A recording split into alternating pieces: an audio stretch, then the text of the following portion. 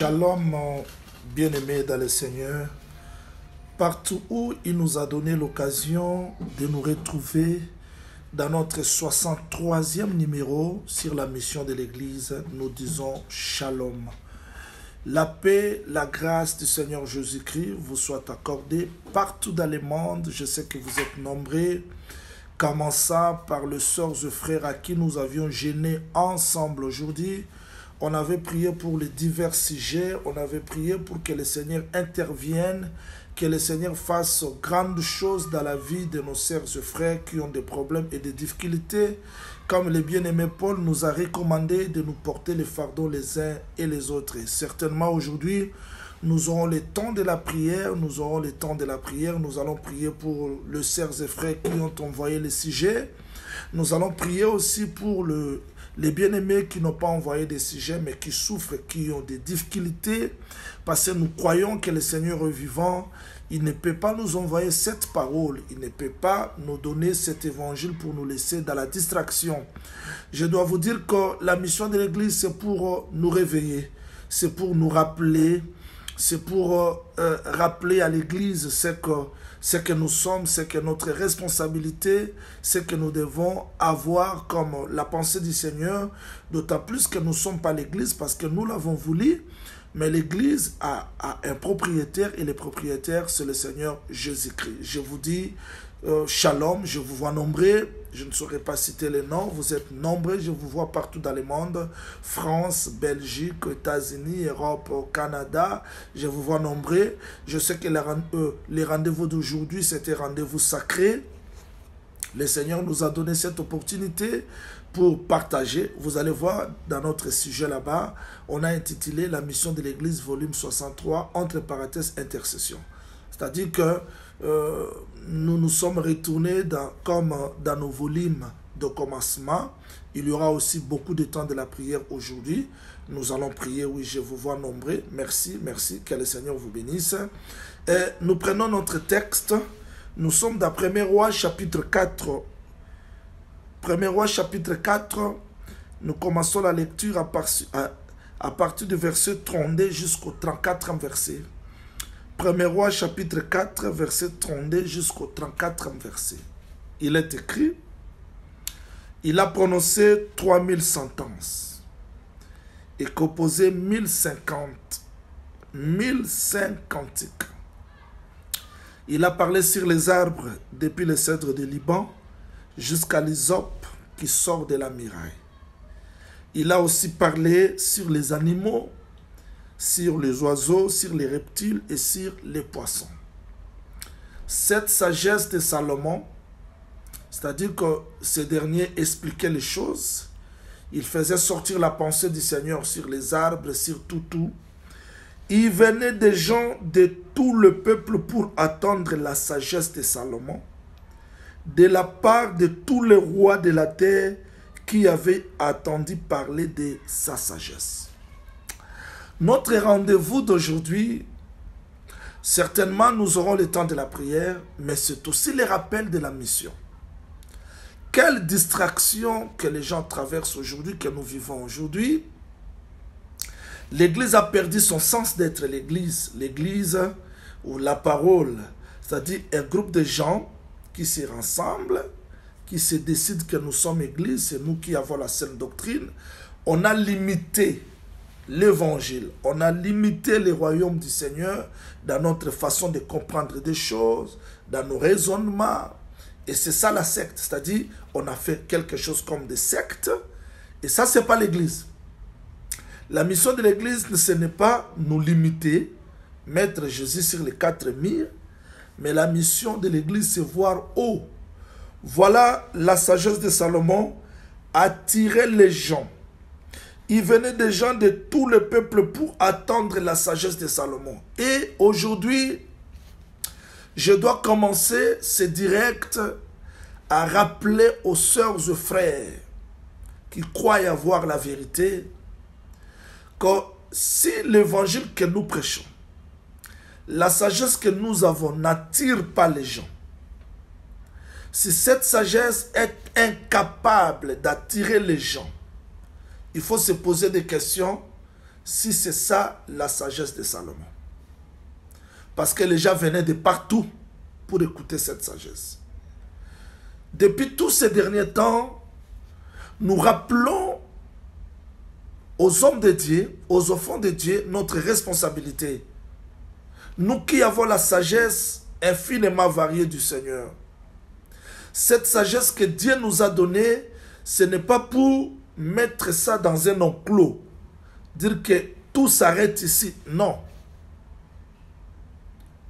Il faut que cette sagesse sorte, que cette sagesse attire les gens.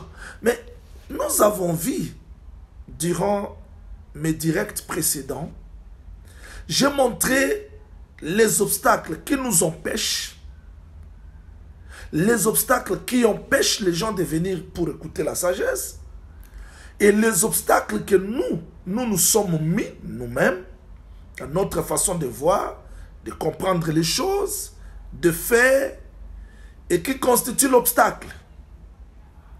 Je dois rappeler que nous avons une mission. Nous avons une mission d'attirer. Je dois vous dire une chose. Le bien-aimé Élie marchait avec Élisée pour qu'il soit monté au ciel. Arrivé à Gilgal, à Jéricho, à Bethel, curieusement, le fils du prophète qui était là révélait à Élisée que son maître allait monter aujourd'hui au ciel. On se pose des questions. Dieu a parlé seulement à Élie. Va oindre Élisée, Jéhu, Azaël, tu vas monter au ciel. Quand est-ce que Dieu a révélé à Élisée qu'Élie monterait au ciel? Quand est-ce que Dieu a révélé? Quand est-ce que Élie a enseigné le fils du prophète qui était à Jéricho, à Bethel? On se trompe beaucoup. Mais nous avons vu que durant la marche, Élisée a rencontré d'autres personnes qui n'étaient pas ensemble avec eux, mais qui avaient la révélation du Seigneur Jésus-Christ. C'est-à-dire, ces bien-aimés-là n'étaient pas dans l'église d'Élie, localement comme ça, mais ils étaient dans l'église du Seigneur. Et curieusement, quand Élisée arrivait là où il y avait le fils du prophète révélait à Élisée les choses que Dieu avait dites à Élie. C'est comme quand le Seigneur Jésus-Christ marchait sur la terre, les disciples ont rencontré quelqu'un qui parlait comme eux. C'est seulement pour dire que nous ne devons pas limiter la vérité de l'évangile seulement à nous. C'est ce qui bloque. Mais nous devons croire que Dieu suscite ses serviteurs ça et là. Et nous devons croire que cet évangile n'est pas seulement pour une nationalité, mais c'est pour les nations entières. C'est-à-dire, dans notre pensée, il faut enlever cette barrière-là. Parce que la mission de l'Église ne peut pas être accomplie par une nationalité. D'ailleurs, je vous rappelle, il n'y a pas une promesse dans la Bible où l'évangile sortirait de la RDC, de l'Angola. Non, non.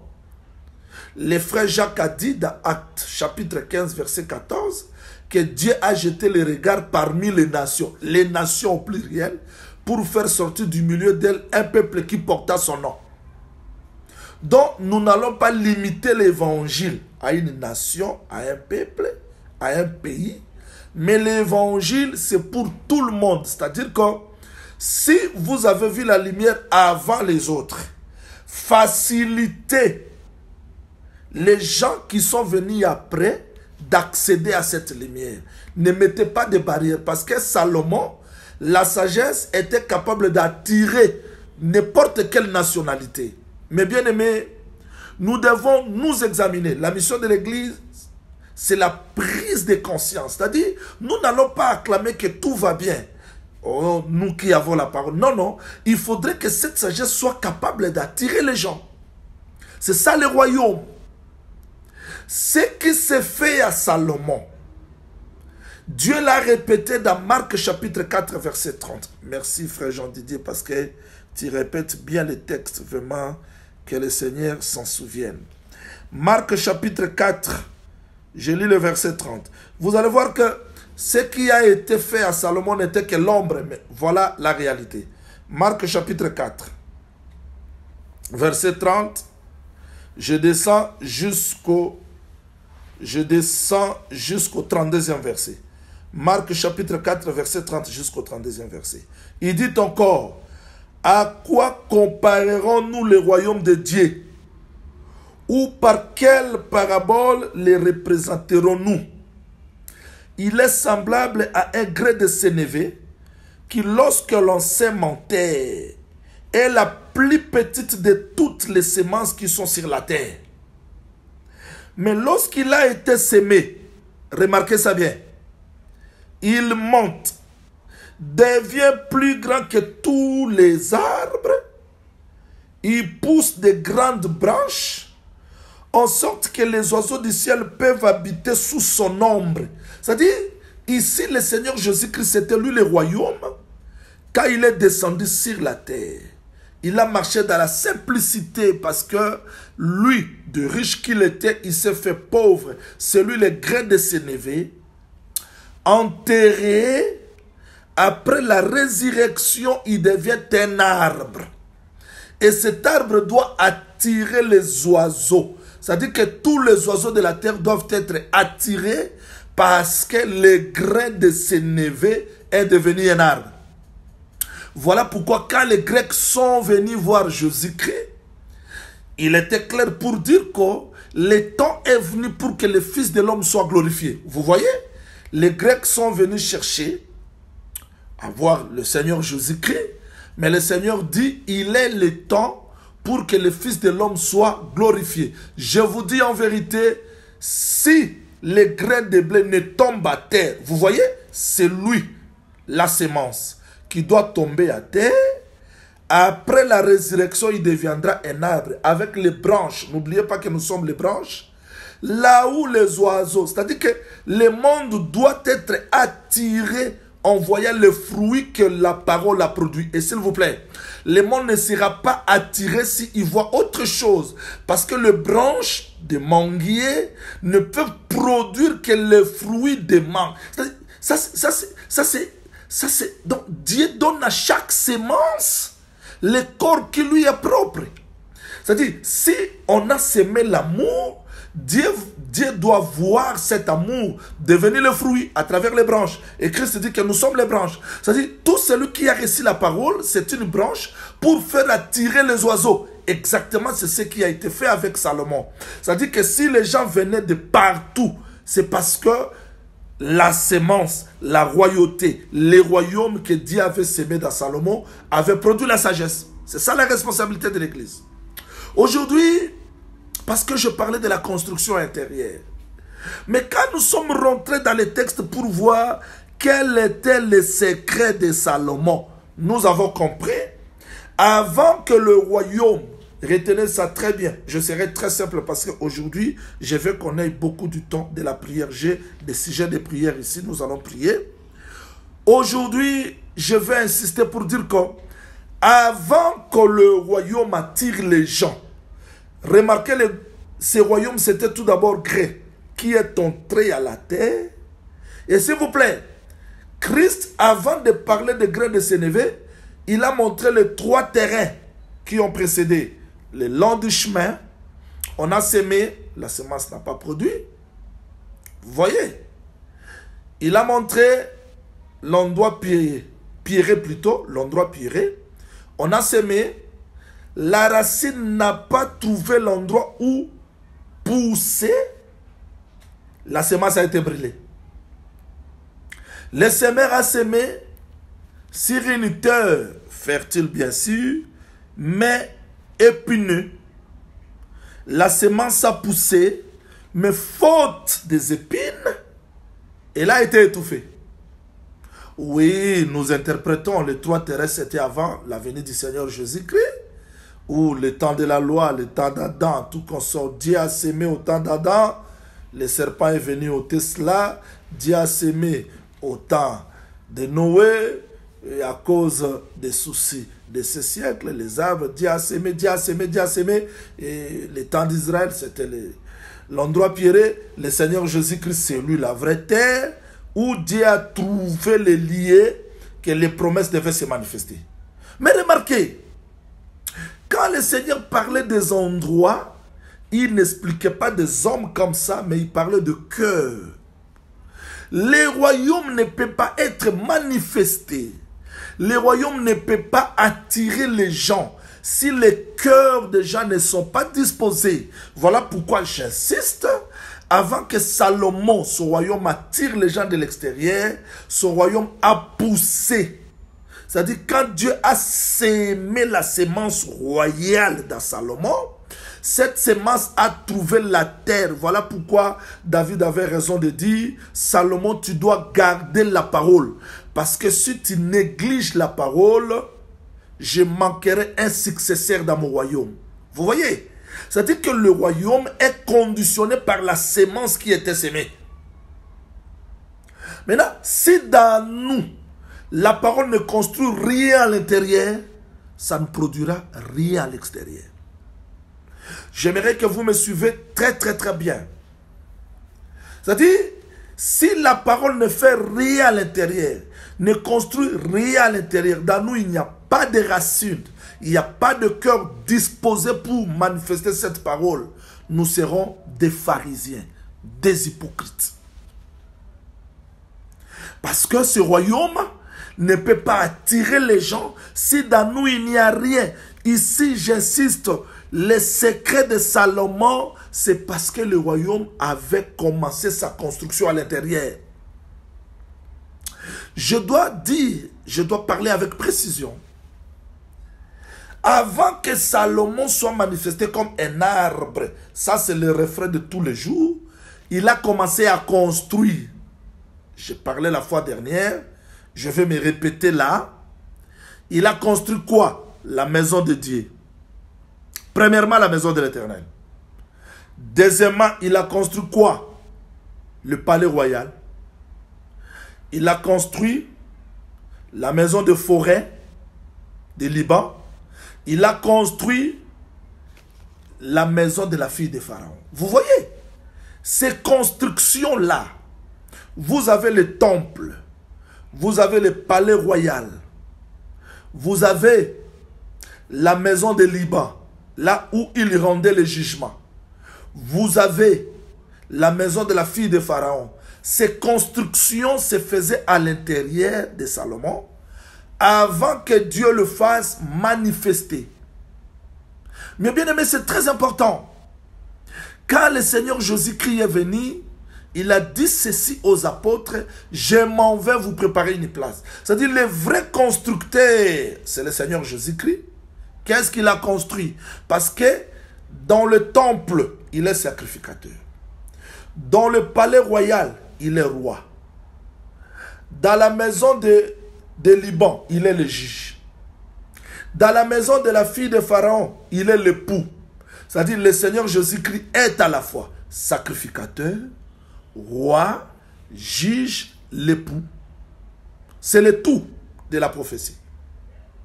Voilà pourquoi Salomon, quand il entre dans le temple, il est le sacrificateur. Dans le palais royal, il est le roi. Dans la maison de Liban, il est le juge. Dans la maison des filles de Pharaon, il est l'époux. Et Apocalypse 5, 8 dit que tu as racheté pour notre Dieu les habitants de toute la terre. Tu as fait de un royaume et des sacrificateurs qui régneront sur la terre. C'est-à-dire que le Seigneur Jésus-Christ, quand il nous prend, il doit construire sa maison dans nous pour que nous devenions des sacrificateurs avec lui. Et nous ne sommes pas seulement les sacrificateurs, nous sommes aussi les rois parce que nous régnerons avec lui. Pas seulement les rois, nous jugerons avec lui. 1 Corinthiens chapitre 6, verset 1 jusqu'au 3e verset. C'est-à-dire qu'à la fois, il y a la construction du palais, du temple, la maison du jugement et de l'intimité. Voilà ces constructions-là, quand Salomon les a faites, c'est alors que le Seigneur a révélé, a dévoilé Salomon de l'extérieur. Mais bien aimé, ici j'insiste, je recommence. C'est-à-dire, si la parole de Dieu ne construit rien dans nous, nous serons comme des pharisiens, nous serons des hypocrites. aspect extérieur, ok. Mais quand vous entrez à l'intérieur, il n'y a pas l'amour divin, il n'y a pas la vie de Dieu, il n'y a rien. Je ne suis pas contre que nos sœurs soient vêtues d'une manière modeste, avec pudeur et décence. Je crois à ça. Mais que cette décence, que cette pudeur, que cette modestie ne soit pas seulement à l'extérieur. Écoutez-moi très bien. Le royaume n'est pas manifesté aujourd'hui, c'est parce qu'à l'extérieur, nous sommes saints, nous sommes bons, mais à l'intérieur, il n'y a rien qui est construit. La mission ne peut pas être réussie si dans nous, il n'y a rien. On peut bien parler, on peut bien enseigner, on peut dire en tout cas, j'explique ça, j'ai fait ceci, cela. Mais quand les gens viennent au milieu de nous, ils trouvent la haine, la jalousie, les troubles, la trahison, l'impudicité. Je vous ai toujours dit qu'il y a d'autres péchés qu'un pasteur ne peut pas commettre. D'autres péchés. On ne peut pas voir ça. D'ailleurs, frère Paul était clair pour dire que ces choses ne se trouvent pas au milieu de vous comme il convient aux saints. Donc un saint, c'est quelqu'un qui est sauvé par la grâce. C'est comme Barabbas qui a compris qu'un homme a pris ma place. Cela est resté la dette dans son cœur. Devant le péché, le mal, il ne peut pas tomber, il ne peut pas faire ça, il ne peut pas le pratiquer parce qu'il a la dette de l'amour dans son cœur. Oui, c'est ça, frère Jean-Didier. Les magouilles parmi les saints, c'est pratiquement impossible. Écoutez-moi très bien. Quand Judas envoya son ami pour aller remettre l'animal, les chèvres, à la femme prostituée qui était là, les gens de la ville ont dit, dans notre ville, il n'y a pas une femme prostituée. On pouvait expliquer aux gens de la ville qu'il y avait une femme prostituée ici qui a rencontré Judas. Mais depuis qu'elle a reçu la sémence, elle a enlevé les habits de la prostitution, elle n'est plus prostituée. Et les gens de la ville ont dit, chez nous, il n'y a que les saints. Il n'y a pas une femme prostituée. C'est ça la nature des gens. Oui, le royaume était venu nous trouver comme des païens, des péchés, mais ce royaume a construit quelque chose dans nous que le monde ne peut pas enlever. Écoutez-moi très bien. La construction intérieure. Ici, j'insiste, qui que vous soyez, apôtre, prophète, pasteur, docteur, évangéliste, ça ne me dit absolument rien. Je vous ai toujours dit que le recensement du désert, c'est pour les gens qui sont capables de porter les armes. Oui, les armes. Apôtre, prophète, pasteur, docteur, évangéliste. Qui que vous soyez, il n'y a pas de problème. Mais le recensement du Cana, c'est pour les petits enfants. C'est-à-dire, si on ne devient pas petit enfant, le royaume n'est pas pour nous. Sinon, on dira seulement, je suis ministre. Ne me reproche pas. Je suis ministre. Tu es ministre, mais tu es aussi un enfant de Dieu. Tu as besoin aussi du salut. En Israël, quand les femmes partaient au mariage, on cherchait les nourrices. Mais ces nourrices-là, c'était aussi des femmes. C'est-à-dire ministres. Mais nous avons aussi besoin que la vie éternelle se manifeste dans nos vies. Écoutez-moi très bien. Si à l'intérieur, il n'y a rien, nous sommes les pharisiens. Je suis venu dire aujourd'hui que nous avons des problèmes, des difficultés. Mais pourquoi la mission de l'Église n'est pas accomplie dans la perfection? Parce que dans nos cœurs, nous parlons beaucoup. C'est que nous parlons dans nos cœurs, il n'y a rien. Nous crions. Nous disons Dieu est amour, mais dans nous, il n'y a rien. Il n'y a rien. Maintenant, si dans nous, il n'y a rien, il y a la haine, les troubles, les jalousies, tout consort. Alors, quelle sera la place de Christ dans nos vies? Aujourd'hui, on se tiraille sur des hommes qui a commencé, qui est ceci, cela, qui est le patron, qui est le chef, qui est le visionnaire. Mais la place de Christ dans nos cœurs, la place de Christ dans nos cœurs, parce que Christ ne reviendra pas chercher les grades, il reviendra chercher sa parole. Je vous ai toujours dit, il a semé la parole, il reviendra chercher la parole. Les tendants les plus anciens, il est allé chercher la femme, mais il n'a pas cherché Rebecca, il cherchait l'eau.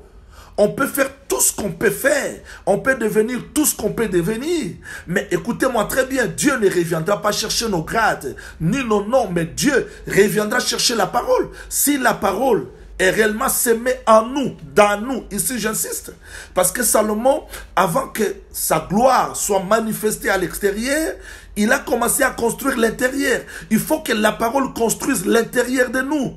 Alors finira de haine, de troubles, de querelles, de jalousie, de trahison. Combien de gens écoutent la parole, aiment la sagesse, mais quand ils viennent, c'est la déception. Combien de fidèles sont restés aujourd'hui dans des maisons à cause des choses qu'ils ont vues, vécues. Tout cela, c'est parce que à l'intérieur, il n'y a rien qui est construit. Bien-aimés, nous devons retourner à la parole. C'est-à-dire, la mission de l'Église est que les gens retournent dans la parole. Que les gens comprennent réellement pourquoi nous sommes ministres, pourquoi nous sommes pasteurs, pourquoi nous sommes docteurs, pourquoi nous sommes évangélistes, pourquoi je suis saint.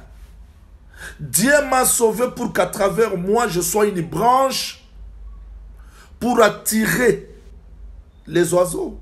Combien de fois nous avons attiré les gens à travers notre conduite, à travers notre vie? Parce que la mission de l'Église, écoutez-moi très bien, ce n'est pas seulement la chair qui prêche, ce n'est pas seulement le ministre qui prêche, mais notre vie doit être plus que la prédication que nous parlons, que nous donnons. On doit nous vivre la prédication attendre ce que nous parlons, nous disons. Ce qui est plus fort, c'est notre vie, c'est notre conduite. Voilà pourquoi j'insiste sur l'intérieur. Le Seigneur a réprimandé un esprit. Je suis dans Matthieu chapitre 23. Je suis dans Matthieu chapitre 23, verset 25. Matthieu chapitre 23, je lis le verset 25. Supportez-moi, c'est trop dur, mais nous devons insister.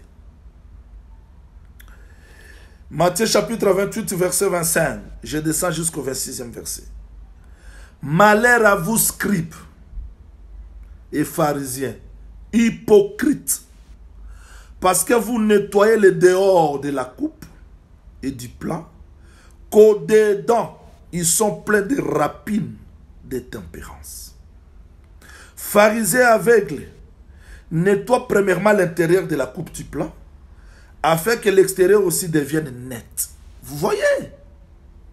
C'est-à-dire, je peux prêcher, je peux enseigner, mais pour que les oiseaux viennent, il faut que cette parole-là soit enracinée dans moi. On peut faire semblant, on peut être hypocrite, mais si la parole n'a pas trouvé la place dans nos cœurs, c'est rien. Voilà pourquoi je parlais la fois dernière. Sur Agé chapitre 1er, verset 6 jusqu'au 8e. Je vais revenir là parce que je vais compris. Agé chapitre 1er, verset 6, 8, 10, 12. Israël a semé. Ici, j'insiste, mon frère, ma soeur. Si tu es israélite, écoute-moi très bien. Ta vie est liée à la parole du Seigneur. Salomon a commencé la reconstruction de la maison de Dieu. La première des choses, c'est-à-dire il faut que la parole de Dieu trouve une demeure dans nos cœurs. Parce que Israël ne peut pas réussir comme les Philistins. Dieu a dit, si vous ne craignez pas le Seigneur, vos cieux seront fermés. Mais chez les Philistins, même s'ils ne craignent pas le Seigneur, la pluie peut tomber, comme d'habitude. Mais Israélite, un juif, un enfant de Dieu, si tu vis dans le péché, dans le mal, dans la négligence, tu réussis, ne te réjouis pas, pleure. Pleure parce que tu n'es pas dans la promesse. Un enfant de Dieu dans la promesse, s'il est dans la négligence, s'il est dans la faiblesse, les cieux seront fermés. Parce que c'est la promesse. Alors ne te réjouis pas parce que lui réussit dans le péché, dans l'injustice. Mais s'il est Judas, Judas était volé. dans l'église de Jésus. Christ, aucune fois, alors j'insiste, n'a reproché à Judas. Mais il savait que Judas était voleur. Il volait l'argent qu'on mettait là-bas. Pourquoi il ne le reprochait pas? Parce qu'il savait ça fait la perdition.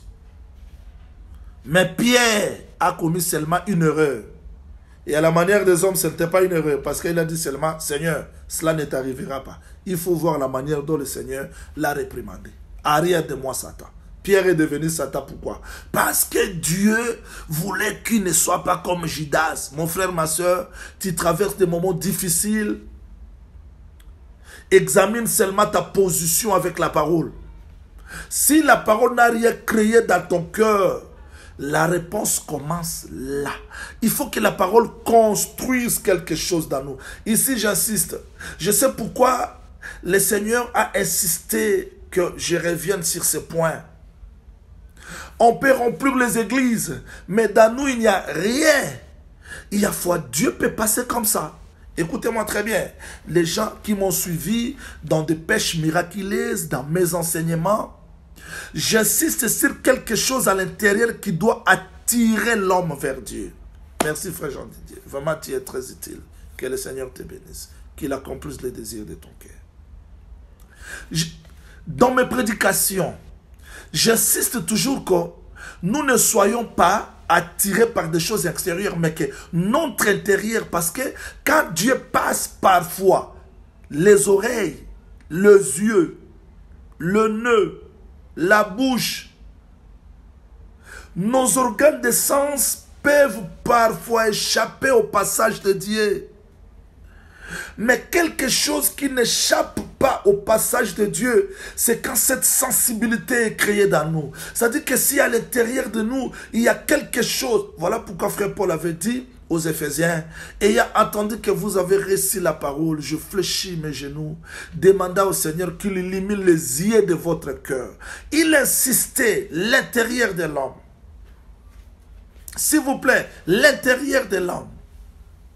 Il y a des fois, Dieu passe, ça nous échappe. Mais si l'intérieur est ouvert, la parole est bâtie là-bas, nous serons capables de comprendre Dieu, même si les yeux ne le comprennent pas. Même si les yeux ne le comprennent pas, je vous l'ai dit. Écoutez-moi très bien. 3 hommes passés. Dans les yeux humains, c'était 3 personnes. Mais le cœur d'Abraham a compris que ce n'était pas 3, c'était un aigle avec les 2 ailes. Sauf que quand l'aigle fait comme ça, il devient comme 3. Mais quand il rentre comme ça, c'est 1. Abraham a compris que non, ça c'est un aigle. Il dit, mon Seigneur. Mais combien de personnes ont passé ce jour-là devant Abraham? Mais qu'est-ce qui a fait qu'Abraham soit attiré vers le Seigneur? C'était l'œil du cœur. C'est quelque chose de l'intérieur. Comment Lot, assis dans le lit de la confusion, pouvait voir les 2 anges? Il a compris, alors qu'il était là, devant la ville, il a compris que non, quelque chose. Donc, mon souci est que cette sensibilité-là soit développée dans nous pour que Dieu ne nous échappe pas. Il y a d'autres choses que nous ne pouvons pas comprendre. Dieu peut faire des choses, des déceptions, des moments difficiles, des épreuves, ça peut nous dépasser comme les humains. Mais si dans l'intérieur, les yeux du cœur sont ouverts, Dieu ne va pas nous échapper. Comprenez, quand il disait, celui qui mangera ma chair, boira mon sang, aux oreilles humaines, ça n'a pas de sens, aux yeux. Mais pourquoi les autres sont partis plus tôt? Parce qu'à l'intérieur, il n'y avait rien. Mais Pierre a dit, à qui irions-nous encore? C'est toi qui as les paroles de la vie. C'est-à-dire, l'intérieur de Pierre était ouvert pour comprendre les choses que les oreilles ne peuvent pas comprendre. Il y a des fois, dans notre vie, nous pouvons nous retrouver dans la prison comme Joseph. On peut se retrouver dans la fosse au lion comme Daniel. On peut se retrouver dans la fournaise ardente comme Shadrach, Meshach, Abednego.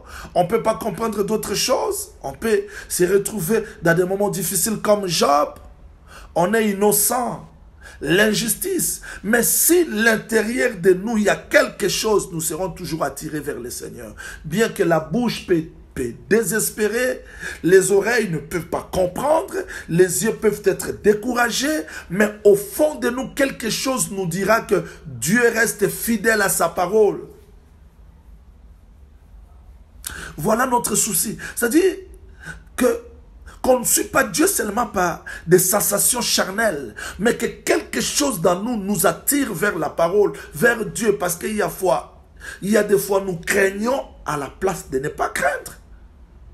Les espions sont arrivés dans Jéricho avec la crainte, mais Rahab a dit, oh, votre peur a terrifié tous les pays voisins.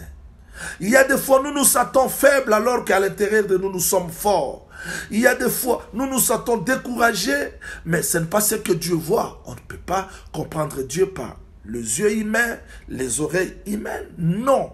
Il faudrait que dans nous, quelque chose se développe pour supporter les épreuves, les difficultés, les choses difficiles que les oreilles ne peuvent pas comprendre, les yeux ne peuvent pas supporter.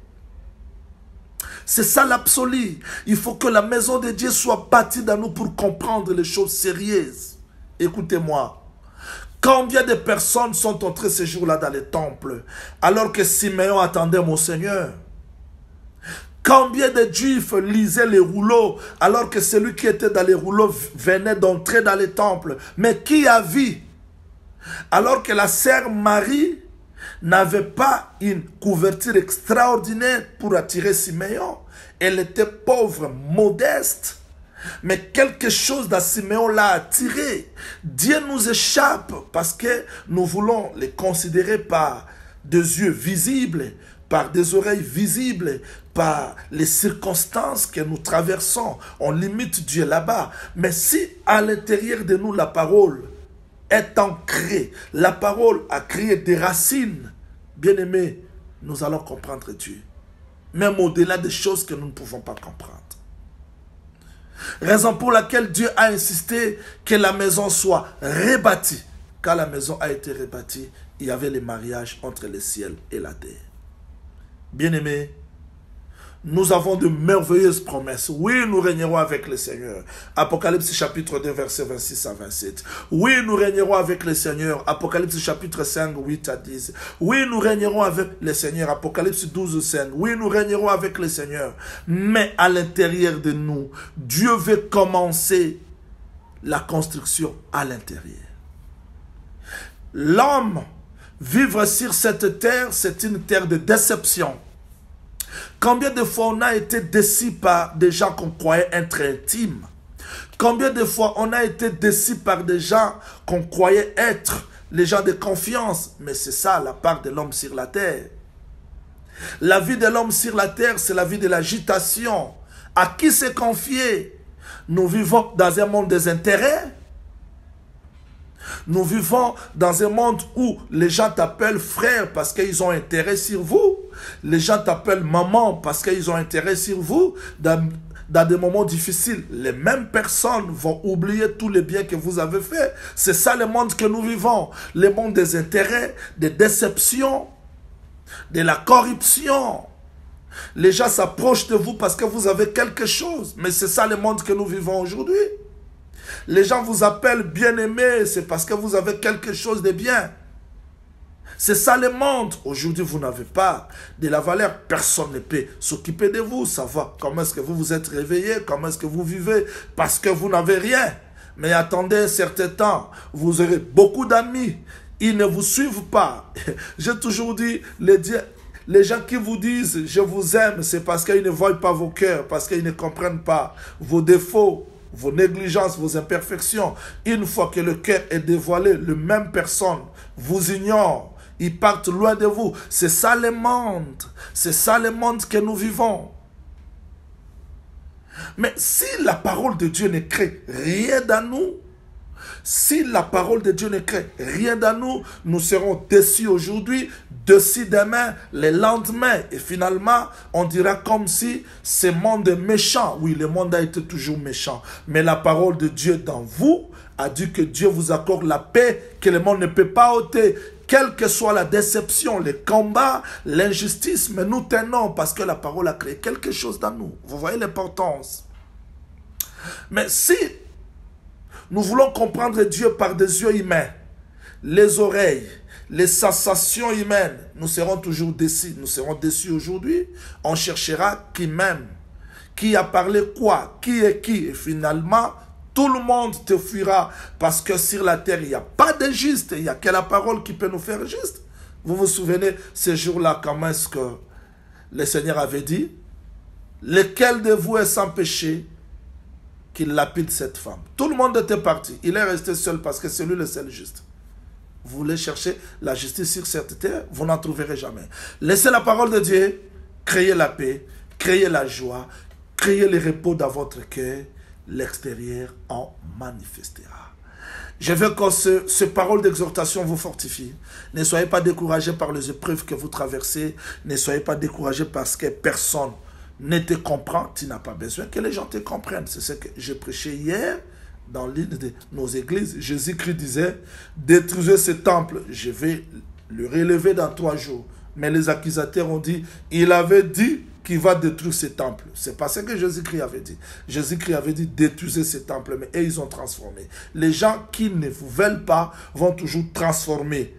Il a fait ceci, il a parlé ceci, il a fait... Ils vont toujours transporter parce qu'ils ne veulent pas de vous et vous n'avez pas de temps de vous justifier parce que quelqu'un qui ne vous aime pas, vous pouvez vous justifier, ça ne changera rien. Il n'y a que Dieu qui peut convaincre son cœur. Donc nous avons besoin de la paix.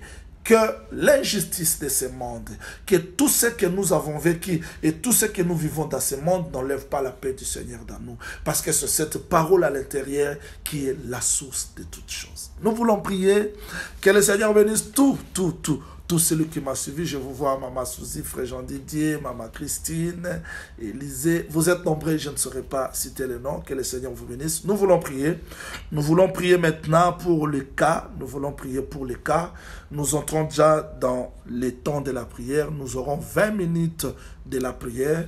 Nous allons prier. Nous allons prier pour un frère. Nous allons prier pour un frère qui souffre de l'hernie. Il est à Kinshasa. Je ne vais pas citer les noms. Je ne vais pas citer les noms. Nous allons seulement prier pour un frère qui souffre de l'hernie. Il est à Kinshasa. Nous allons prier que le Seigneur visite ses frères, qu'il les guérisse. Nous allons prier aussi pour une sœur qui est à l'est de la RDC. Elle nous a envoyé un sujet de prière. Sur son mariage, elle est beaucoup combattue. Les engagements viennent, mais ça passe. Elle est toujours beaucoup combattue. Elle m'avait dit, prophète Jaouli, tu avais prophétisé sur moi en 2011, sur ton passage ici à Bounia, que j'ai le combat de mariage, mais jusqu'aujourd'hui, ça ne tient pas toujours. Nous allons prier. Je reprends. Nous allons prier pour un frère qui a les problèmes de l'hernie, que le Seigneur le guérisse. Pour une sœur qui a les problèmes du mariage, que le Seigneur rétablisse son mariage, restaure. Nous allons prier pour une sœur qui est en France. Elle a le problème de son neveu qui a besoin d'être visité. Nous allons prier que le Seigneur visite le neveu de cette sœur. Au nom du Seigneur Jésus-Christ, prions le Seigneur. Jésus-Christ, Dieu des esprits des prophètes, je prie pour notre frère qui souffre de l'hernie. Il est à Kinshasa. Souviens-toi de ses frères. Nous voulons que ses frères retrouvent la guérison. Accorde la guérison parce qu'il est écrit dans ta parole que tu es le Dieu, que tu es le Dieu, tu es le Dieu, tu es le Dieu qui exauce et les nations viendront à toi. Nous voulons que tu interviennes pour notre frère qui souffre de l'hernie. Accorde la guérison dans la vie de ses frères. Nous prions pour notre sœur qui a les problèmes de mariage à l'est de la RDC, précisément à Bounia. Seigneur, délivre cette sœur. Nous prions pour notre sœur qui est en France. Il a un problème, son neveu, que le Seigneur rencontre son neveu, qui ramène à la repentance, que le Seigneur restaure sa famille. Nous croyons que tu es le Dieu qui exauce et les nations viendront à toi. Fais quelque chose pour nos bien-aimés. Au nom de notre Seigneur Jésus-Christ, nous avons ainsi prié. Amen. Nous allons recommander notre sœur qui est à Cape Town. Elle avait connu l'accident. Dieu l'avait délivrée de la mort. C'est-à-dire à partir du 3e niveau, elle était tombée par terre. Elle avait connu un problème de la fracture. Que le Seigneur restaure cette sœur parce que jusque-là, son pied gauche continue à souffrir, que le Seigneur intervienne. Nous allons prier aussi pour une sœur qui est à Cape Town. Elle a un problème de voyage, que le Seigneur fasse l'ouverture.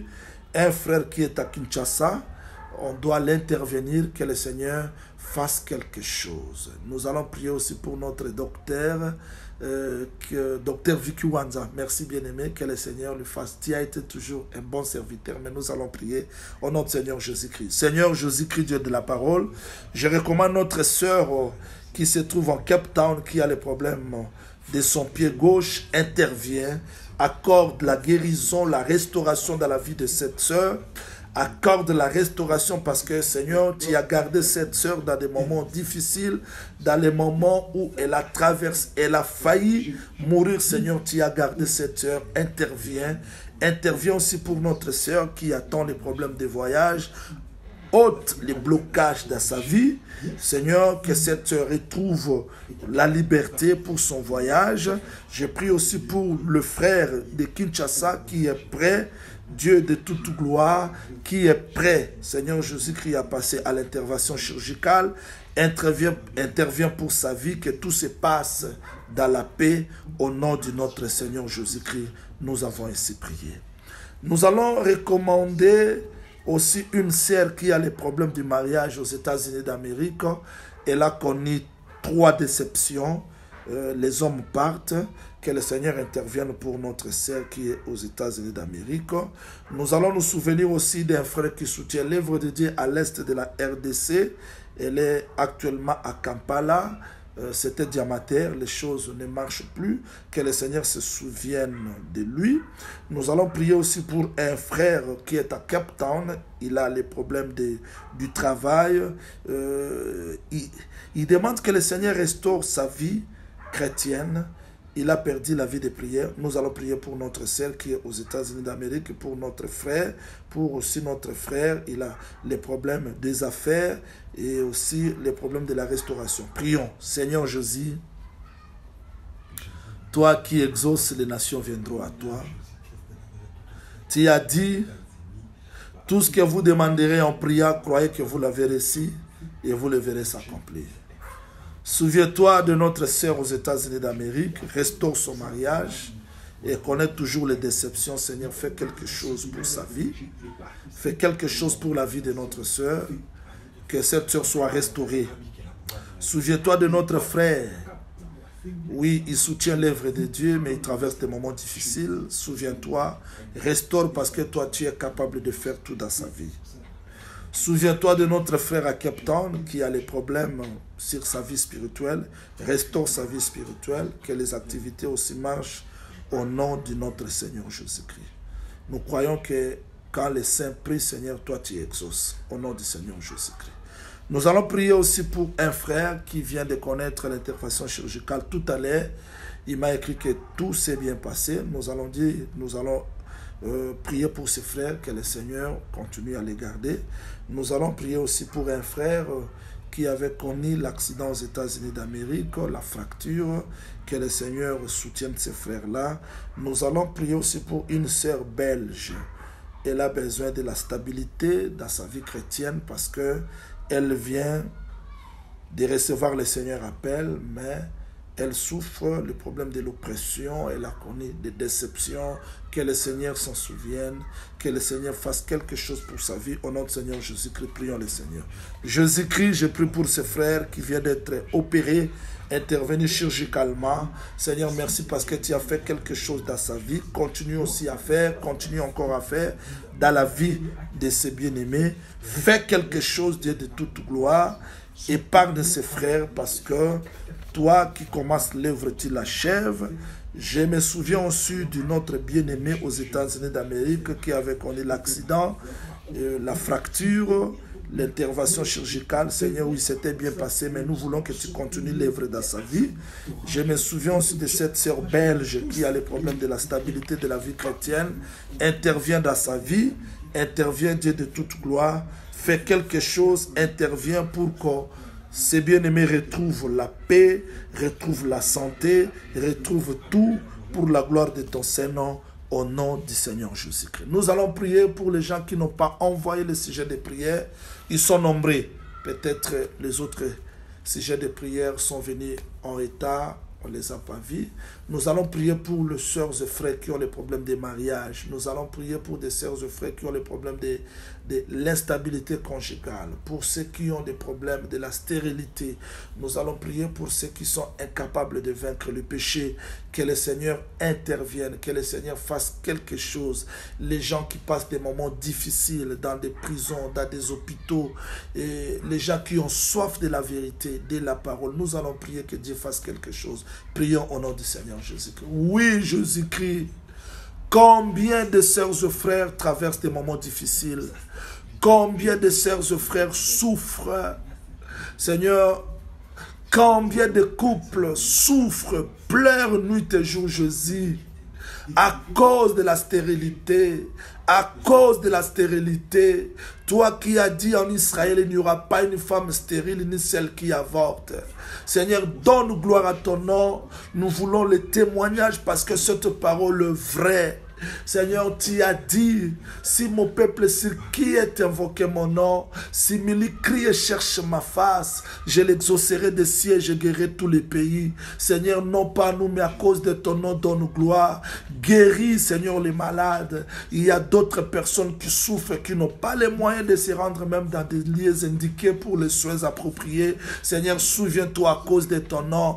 Combien de sœurs et frères traversent des moments difficiles, les autres dans des prisons injustes, les autres, Seigneur Jésus-Christ, dans des voyages missionnaires, ils traversent des temps difficiles, combien vivent dans les découragements, dans les déceptions, Seigneur. Souviens-toi de ces bien-aimés, oh Père.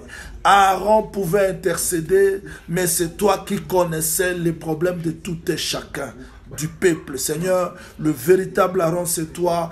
Je sais que dans cet instant, les serviteurs, les saints prient, soutiennent les autres dans, Seigneur Jésus-Christ, dans des lieux différents qui traversent des moments difficiles. Seigneur, si l'Internet peut nous permettre d'être en contact avec des gens, toi qui es plus que l'Internet, tu vois les gens partout, ils se retrouvent Jésus. Fais quelque chose, Papa. Abraham avait intercédé pour Lot de loin. Lot était délivré. Nous voulons avoir des témoignages. Nous voulons recevoir des témoignages que tu as visité les stériles, que tu as visité les gens qui avaient des problèmes et des difficultés comme tu l'as toujours fait. Au nom du Seigneur Jésus-Christ, je détruis toute prison de l'ennemi qui maintient tes serviteurs dans la négligence, dans la paresse, dans la faiblesse. D'autres serviteurs incapables de prier, de servir Dieu comme autrefois. Ils passent le temps dans des télévisions, dans des Facebook, dans des WhatsApp, dans des distractions inutiles. Seigneur, les autres ont perdu la vie de prière, la sainteté. Délivre au nom du Seigneur Jésus-Christ. Nous voulons que, Seigneur, tu marches à travers cet évangile. Touche le cœur des gens, que cette sagesse, Seigneur, triomphe sur les mauvais enseignements. Touche, fais quelque chose pour que ton nom seul soit glorifié. Au nom du Seigneur Jésus-Christ. Seigneur, tu vois les défis. Tu vois les défis plus que nous, Papa. Tu vois les défis plus que nous, Jésus. À qui irions-nous encore? Nous prêchons à ce peuple la vérité. Mais cette vérité, c'est toi, Jésus. C'est toi qui as dit, allez dans le monde entier. Prêchez la bonne nouvelle. Celui qui croira et qui sera baptisé sera sauvé. Celui qui ne croira pas sera condamné. Voici les miracles qui accompagneront ceux qui auront crié. En ton nom, ils chasseront les démons. Ils imposeront les mains aux malades et les malades seront guéris. S'ils boivent quelques breuvages mortels, ils ne leur feront point du mal. Jésus-Christ, les hommes passeront, les dominations passeront, les royaumes tomberont, mais ta parole restera éternellement. Jésus-Christ, cette parole reste éternelle. Je prie pour les gens qui se sentent faibles. Je ne prie pas pour les forts, Seigneur, mais c'est pour les faibles. Les gens qui comprennent cet évangile, mais qui sont incapables de le pratiquer. Les gens qui se sentent faibles, Seigneur, déçus à cause des comportements de tes serviteurs, déçus à cause de telle autre chose. Les gens qui traversent des moments de tâtonnement, Jésus, non pas à nous, mais à cause de ta parole. Fais grâce, Seigneur. Nous voulons que les gens soient restaurés. Nous voulons que les gens qui nous écoutent, les gens qui vont suivre ces directs, Seigneur, soient restaurés. Toi, tu connais les défis. Toi, tu connais, il y a des fois, Seigneur, on veut avancer, mais les circonstances de ce monde nous retiennent. Comment vaincre ce monde? Comment vaincre ce corps rempli d'inimitié, rempli de faiblesse à part ta grâce? Seigneur, fais-nous grâce. Fais-nous grâce, Jésus. Ma prière de ce soir, c'est de nous faire grâce. Tu as dit à Israël, quand tu vas posséder Canaan, ne te frappe pas la poitrine, que c'est par mon épée, c'est par ma force. C'est l'Éternel qui a fait tout cela. Seigneur, quand tu fais ces choses, nous n'allons pas nous frapper la poitrine. La gloire te sera rendue. Nous te serons reconnaissants. Nous allons dire que dans nos faiblesses, dans nos manquements, Dieu nous a répondu. Aucun pasteur recevra cette gloire. Aucun homme de ce monde sera glorifié. Ce n'est qu'à toi, Seigneur. Tu connais nos cœurs et tu sais que sans toi, nous sommes rien. Fais-nous grâce. Nous avons encore plus besoin de ta grâce. Seigneur, tu nous as parlé aujourd'hui sur nos cœurs. Tu as voulu que nous ne soyons pas comme des pharisiens. Tu n'as pas voulu que, Seigneur, nous soyons les gens seulement de l'extérieur et que l'intérieur soit comme le tombeau blanchi. Tu veux que cette parole soit ancrée dans nos cœurs, Jésus. Fais-nous grâce de vivre cette parole. Nous nous sentons faibles à cause des moments difficiles que nous traversons, à cause des défis, mais fais-nous grâce. Au nom du Seigneur Jésus-Christ. S'il y a une phrase, Seigneur, que nous pouvons te demander ce soir, c'est simplement la grâce. La grâce, simplement la grâce, Seigneur. Alors, quand nous allons triompher, nous n'allons pas frapper nos poitrines. Quand nous allons vaincre, nous allons dire tout, c'est la grâce. Merci parce que tu le feras. Parce que si nous demandons quelque chose selon ta volonté, tu as dit, tu peux nous l'accorder pour que notre joie soit parfaite. Et nous croyons que tu le feras. Au nom du Seigneur Jésus-Christ, nous avons ainsi prié. Amen. Oui, amen. Je sais qu'aujourd'hui, nous sommes à la fin de notre direct. Retenez que dans la vie, il y a d'autres choses que nous ne pouvons pas comprendre de nos oreilles. Nos yeux peuvent voir autre chose. On ne peut pas les comprendre. Nos bouches peuvent parler, peuvent aller au-delà. Mais il y a d'autres choses, ça peut nous dépasser. Job avait dit, comment je peux te répliquer? Je prends ma main, je mets à la bouche. C'est pour dire que l'homme ne peut rien devant le Seigneur. Mais Job, il criait. La bouche parlait, les oreilles attendaient, les yeux voyaient. Mais son cœur disait que mon Rédempteur est vivant. Mon Rédempteur est vivant. Je veux que ce direct nous accorde la facilité de comprendre Dieu dans nos cœurs. Tu peux traverser, passer des moments difficiles que les oreilles ne peuvent pas comprendre, que les yeux ne peuvent pas comprendre, mais que ton cœur reste attaché au Seigneur. Merci, le rendez-vous est pris pour demain. Ceux qui ont gêné, que le Seigneur vous bénisse, nous sommes ensemble. Demain, nous allons clôturer dans notre église de Ojaïndade, à Luanda, sur la conquête de Canaan. Et à 20h, heure de Luanda, nous allons continuer sur notre 64e direct. D'ici là, portez-vous bien. Que le Seigneur Jésus-Christ vous bénisse. Ciao.